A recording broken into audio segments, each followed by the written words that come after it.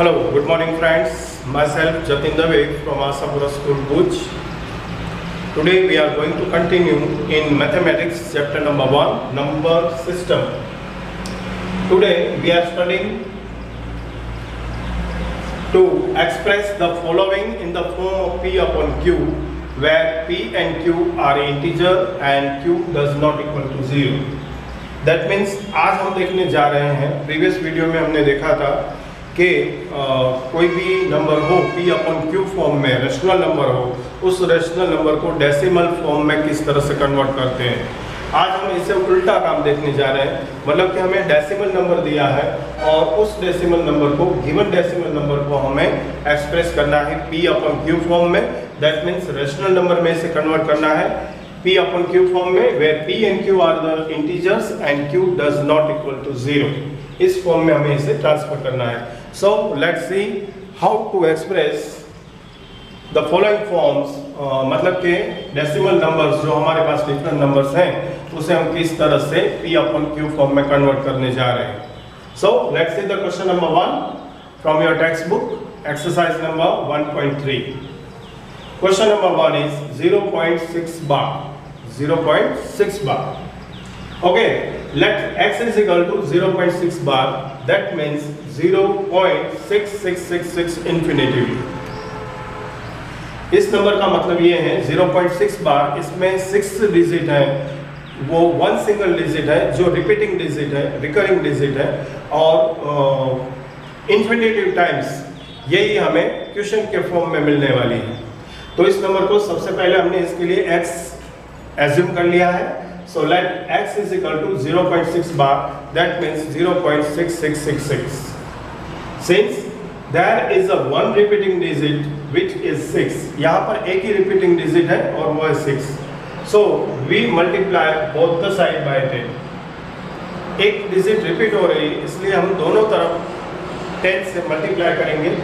So 10 multiplied by x is equal to 10x, and 10 multiplied by number 0.6666 up to infinity, and then we get 10x is equal to 6.6666 infinity times. Now 6.6666 is our new number. From this number we subtract original number, मतलब 0.6666। तो हमने जो multiplication के बाद number लिया 6.6666 infinity times, इसमें से हमारा गिवन नंबर 0.6666 हमें माइनस करना है, और माइनस करने से हमें यहाँ पर आंसर मिलेगा 6.0, मतलब कि 6 इंटीजर। अच्छा, क्या करने जा रहे हैं हम? तो हमारे पास जो कैलकुलेटेड नंबर आया मल्टीप्लिकेशन के बाद, इसे हम फिर से डिवाइड करने जा रहे हैं। इसके दो हिस्से करने जा रहे हैं, एक हिस्सा जो ओरिजिनल नंबर बनेगा और दूसरा हिस्सा रिमेनिंग पार्ट बनेगा। तो इसलिए हमने यहाँ पर 6.66 को सब्ट्रैक्ट किया, उसमें से सब्ट्रैक्ट किया हमारे x नंबर को और हमें मिला 6। तो यहाँ पर हम इसके दो पार्ट बना रहे हैं, 6 प्लस गिवन नंबर 0.6666 लेकर। अब यहाँ पर हम इसका वैल्यू सब्स्टिट्यूट कर रहे हैं। कौन सी वैल्यू? जो हमने एज्यूम की, इस नंबर के लिए हमने x एज्यूम किया था। So now our equation form is 10x is equal to 6 plus x। 10x is equal to 6 plus x, and this is a one variable linear equation, simple linear equation की तरह अब इसे solve करना है। सबसे पहले x is transporting to the left hand side, and therefore 10x minus x is equal to 6. Simple subtraction है, 10 minus 1 is equal to 9x. So 9x is equal to 6. Now 9 multiply with x, then we divide both the side by 9, and finally we get x is equal to 6 by 9. x is equal to 6 by 9. अब इन दोनों के factor भी हमें पता है, composite number है, तो 3 2s are 6 and 3 3s are 9. So 3 is the common factor which are cancel out, and finally we get x is equal to 2 by 3. x is equal to 2 by 3. तो ये 0.6 बार का rational form available बना। Okay, let's say another example. 0.47 bar. देखिए यहाँ पर खास सावधानी रखिएगा, सिर्फ यही एक डिजिट है जिस पर बार साइन लगा हुआ है, 4 पर नहीं है। मतलब जब हम डिवीजन प्रोसेस करते हैं इस नंबर के लिए रैशनल नंबर पर, तब रैशनल नंबर पर डिवीजन प्रोसेस करते हुए 4 डिजिट सिंगल टाइम ही आई थी, लेकिन इसके बाद 7 है वो रिपीट हो रहा है कंटिन्यू। तो ये सम भी कुछ इसी तरीके का सम है जिसमें 1 रिपीटिंग डिजिट अवेलेबल है, और इसलिए इस सम को आगे बढ़ाने के लिए यहाँ पर भी हम मल्टीप्लाई करेंगे बोथ द साइड को 10 के साथ। सबसे पहले let's x is equal to 0.47 bar, that means number is x is equal to 0.47777 infinity times. Now we multiply both the side by 10. Therefore 10x is equal to 10 multiplied by number 0.4777 infinity times, and then we get 10x is equal to 4.777. 4.777 infinity times is our calculate number, and 0.4777 is our assumed number x. क्या करने जा रहे हैं, फिर से एक बार इसका separation करने जा रहे हैं। कैलकुलेशन नंबर 4.777, इसमें से हमें माइनस करना है हमारे गिवन नंबर को 0.477, और माइनस करते हुए हमें सब्ट्रैक्शन मिलेगा 4.3।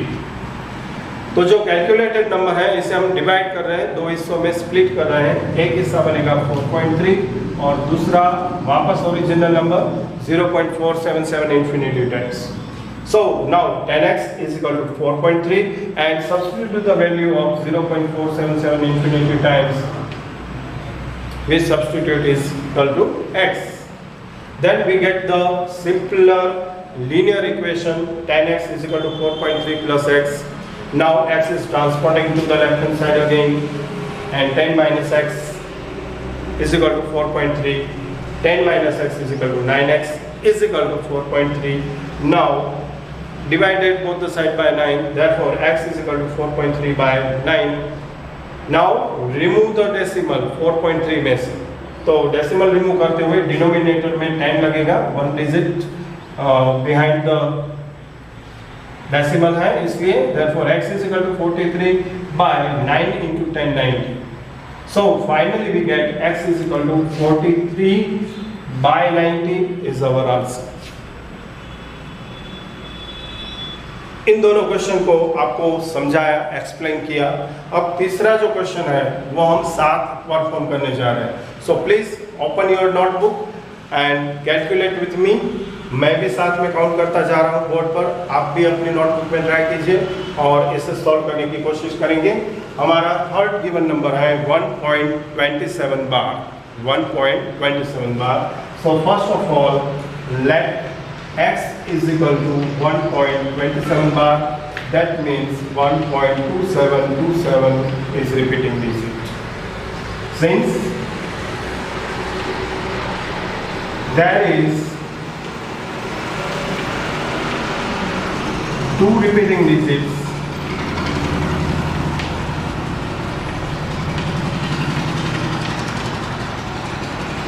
we multiply both sides by 100. So dear students, जितनी डिजिट्स रिपीट होती हैं उसके हिसाब से हमें 10 के मल्टीपल से काम करना है। यहाँ पर 2 डिजिट्स रिपीट हो रही हैं, इसलिए हम 100 से मल्टीप्लाई करने जाते हैं। So we get 100x is equal to 100 multiplied by number 1.2727 infinity times, and we get 100x is equal to 127 means 127.2727. Now 127.2727 is calculate number minus 1.2727 our given number, and we get difference between them is 126 integer. So now we split the terms and get 100x is equal to 126 plus x. Now x is transformed to the left hand side, and we get 100x minus x is equal to 126. Finally 99x is equal to 126. Now divide both the side by 99 and get x is equal to 126. by 99. Now factorize this. 14 9s are 126 and 11 9s are 99. So 9 is the common factor which is cancelled out, and finally we get x is equal to 14 by 11 is our required form. 14 by 11. So dear students, एक सम आपके सामने live perform करके भी दिखाया। तो आज का हमारा मैथ्स का मेन टॉपिक रहा express the following in the form of p upon q where p and q are the integers and q does not equal to 0। आज के परफॉर्मेंस में हमने एक्सरसाइज 1.3 रिलेटेड ऐसे 3 क्वेश्चंस आपके सामने एक्सप्लेन किए, कैलकुलेट किए। आपको ऐसे और क्वेश्चन जो आपके टेक्स्ट बुक में है उसे ढूंढना है, इसे कैलकुलेट करना है और इसे अच्छी तरह से दिमाग में बिठाना है। This question is also very important type of question for exam point of view, तो इसकी बहुत अच्छी तरह से प्रैक्टिस करें। नेक्स्ट टुडे डिस्कस करेंगे हम इसके बाद वाले टॉपिक पर what is the difference between the rational and irrational number. लेकिन तब तक के लिए यहाँ पर आप इसकी प्रैक्टिस करते रहिए और स्ट्रॉन्ग होते रहिए। Bye and thank you.